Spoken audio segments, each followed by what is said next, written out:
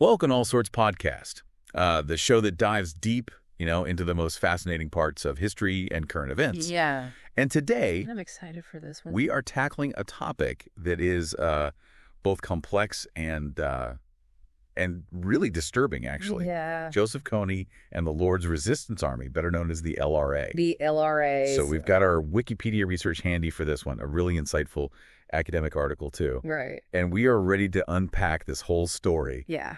Why did they emerge? Right. What made their tactics so brutal? Mm-hmm. And how did they manage to hold on for so long? It's a story that I think really gets to the heart of how instability and ideology can create a breeding ground for violence. Yeah.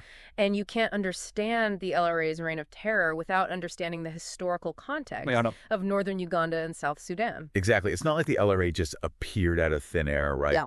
The region had already been through so much. Our research talks about the devastating impact of the slave trade going all the way back to the 1850s. Oh, wow. You're talking about armed traders, raiding villages, tearing families apart, and just completely disrupting the social fabric. And that's a key point, isn't it? Yeah. That disruption created a deep-seated sense of vulnerability and resentment that would echo for generations. Wow. And then you layer on top of that the legacy of colonialism with its own systems of exploitation and division. So you've got this powder keg of historical trauma. Yeah. And then into this mix comes Alice Laquena. Oh, yeah. And the Holy Spirit movement. This is where it gets interesting. No, this is where things start to get really interesting. Yeah. She leads this movement that blends spiritual beliefs with military action. Laquena's success really shows how, in times of chaos and uncertainty, people are drawn to strong, charismatic figures who offer a sense of meaning and purpose. Yeah. And in this case, that purpose was healing through war, a concept that resonated deeply with people desperate for solutions. Yeah, it's fascinating how she combined spirituality with this almost militaristic approach. It's like she tapped into something primal, a way for people to make sense of the violence and suffering around them. And remember, she wasn't just talking about abstract spiritual concepts. Right. She offered tangible ways to combat what she called senden, the negative energy associated with violence. Okay. It gave people a framework for action, a way to fight back against the forces they felt were oppressing them. But then comes Joseph Kony and the birth of the LRA. Right. He initially positions himself as a protector of the Akoli people, claiming divine guidance. Of course. But things take a dark turn. Yeah, it's almost a textbook example of how a movement can start with seemingly noble intentions, but then morph into something monstrous. Right. Kony's claims of protecting the Akoli people quickly devolved into a campaign of violence and terror, even against those he claimed to represent. Yeah, our sources talk about this shift towards violent purification. This idea of establishing a theocratic state based on Kony's twisted interpretation of the Ten Commandments. It's scary. It's chilling, really. Yeah, and that's what makes the LRA so fascinating in a horrifying sort of way. Yeah. They embody this paradox of claiming to represent God's will while perpetrating unspeakable acts of cruelty.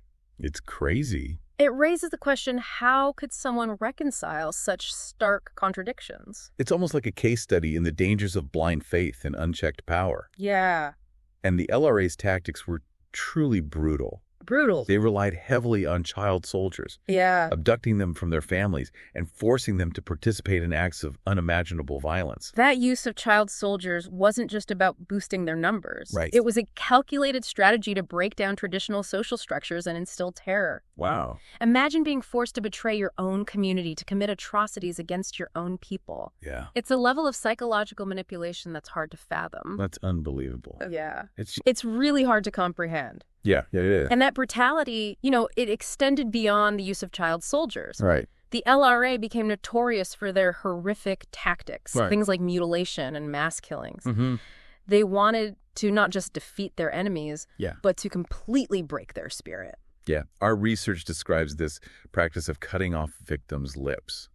Oh. It's almost like a signature act of cruelty. Yeah. Meant to silence dissent and instill absolute terror. It's a way of saying, this is what happens if you defy us. Wow. We will not just silence you. We will erase your very humanity.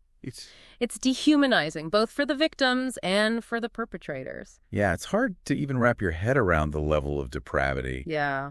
But how did they manage to sustain this reign of terror for so long? Right. I mean, you'd think they would have been crushed by the Ugandan army or something. Well, that's where the external support comes in. The LRA wasn't just some isolated band of fanatics. They had powerful backers, most notably the Sudanese government. Right, and it makes you wonder about those motivations. Yeah. What did Sudan gain from propping up this brutal regime? It was all about geopolitics. Okay. Sudan saw the LRA as a useful tool against Uganda, a way to destabilize their neighbor and retaliate for Uganda's support for rebels in southern Sudan. Wow. Yeah. It was a proxy war with the people of northern Uganda caught in the crossfire. So the LRA had this lifeline, right? This external support that allowed them to evade, capture, and continue their rampage. Yeah. But eventually the tide started to turn, right? Yes, the international community started to take notice. The U.S. declared the LRA a terrorist group in 2001. Okay. And that really ramped up the pressure on Sudan. And that pressure led to some pretty significant military operations like Iron Fist, where U.S. forces provided logistical support to Ugandan troops targeting LRA bases in Sudan. Right. It must have been a real turning point. It was, but it's important to remember that military interventions always come with risks. Yeah. While those operations did weaken the LRA, they also contributed to further displacement of civilians. Oh, wow. And created new challenges in the region. It seems like there was this constant struggle to balance the need to stop the LRA's violence with the imperative to protect civilians and address the underlying causes of the conflict. Absolutely. It's a complex equation with no easy answers. Absolutely. And speaking of complexity, the peace talks in Juba back in 2006 were another attempt to find a solution. Yeah. There was a real sense of hope at the time, a chance to maybe end the bloodshed through dialogue. But those talks ultimately failed. They did. Why was it Kony's unwillingness to compromise? I think so. Or were there deeper issues at play? It was a perfect storm of mistrust, miscommunication, and perhaps unrealistic expectations on all sides. Oh, wow. Kony, with his messianic delusions, proved to be an unreliable negotiating partner. And the LRA itself was fractured with internal divisions complicating any attempt at a unified approach. So the hope for a peaceful resolution crumbled and the violence escalated. Unfortunately. And what's even more tragic is that the LRA then expanded their operations beyond Uganda's borders, moving into the Democratic Republic of Congo and the Central African Republic. It was like they were a wounded animal lashing out in desperation. Yeah. And unfortunately, those countries with their own internal conflicts and weak state presence proved to be easy targets. It's heartbreaking to think that the people of those countries had to endure the same kind of terror that the people of northern Uganda had suffered for so long. It really highlights the tragic ripple effect of conflict, how violence can spill across borders and create a cycle of suffering that's so hard to break. But even as the LRA expanded into new territories, they were also facing growing pressure. Did that eventually lead to their decline? Absolutely. It was a combination of factors, but that sustained military pressure from Ugandan and regional forces backed by the U.S. really started to take a toll. The LRA was forced to operate in smaller, more fragmented groups, which disrupted their ability to carry out large-scale attacks. So they were losing ground, but were there internal divisions within the LRA that also contributed to their downfall? Yes, the LRA wasn't this monolithic entity. There were power struggles and rivalries within the leadership. Our sources mention that several key commanders like Vincent Odi and Okaro Diambo were killed either in clashes with opposing forces or reportedly executed on Kony's orders. Wow. Sounds like paranoia and brutality were just baked into the LRA's DNA. And then there's the capture of Dominic Ongwen in 2015. That must have been a huge blow to Kanani and the LRA. It was Ongwen was a top commander and had been abducted as a child and forced into the LRA. His trial at the International Criminal Court was a landmark moment, bringing international attention to the LRA's atrocities and the plight of child soldiers. It's hard to imagine what it must have been like for Ongwen to be both a victim and a perpetrator of such horrific violence. His story really highlights the complex legacy of the LRA. Exactly. While the LRA is no longer the force it once was, the scars of their reign of terror run deep. The communities that endured years of LRA violence are still grappling with the trauma. Think about the abducted children who were forced to become soldiers, to commit acts they never would have imagined. How do they even begin to rebuild their lives. It's a reminder that ending a conflict isn't just about military victories or capturing leaders. It's about addressing the long-term consequences, the psychological wounds, the social and economic disruption. Right, and achieving true justice for the victims of the LRA involves so much more than just punishing the perpetrators. It requires a commitment to healing, to reconciliation, and to creating a future where such atrocities are never repeated. So after this deep dive into the LRA, what stands out to you? What's the takeaway message? For me, it's a stark reminder of the human cost of conflict, of how easily ideology can be twisted to justify violence, and of the long and difficult road to recovery.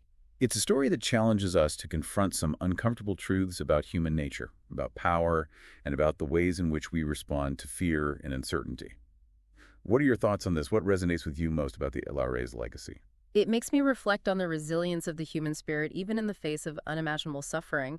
It also underscores the importance of understanding the root causes of conflict, those underlying social, economic, and political factors that create fertile ground for groups like the LRA to emerge. It's a call to action, isn't it? To not just learn from the past, but to use that knowledge to build a more just and peaceful world. Well, this has been a truly thought-provoking deep dive. Thanks for joining us on this journey into the dark heart of the LRA. And to all of you listening, we hope this deep dive has shed some light on a complex and often overlooked conflict. If you're as fascinated by history and current events as we are, make sure you subscribe to the All Sorts podcast on YouTube so you don't miss any of our future deep dives. And while you're at it, check out our other episodes. We've got a whole archive of fascinating stories just waiting to be discovered. We also love to connect with you on Instagram and Threads, where we share extra insights and behind-the-scenes fun. Let's keep exploring the world together, unraveling its mysteries and sharing the stories that matter. Until next time, stay curious, stay engaged, and keep seeking knowledge in all its forms.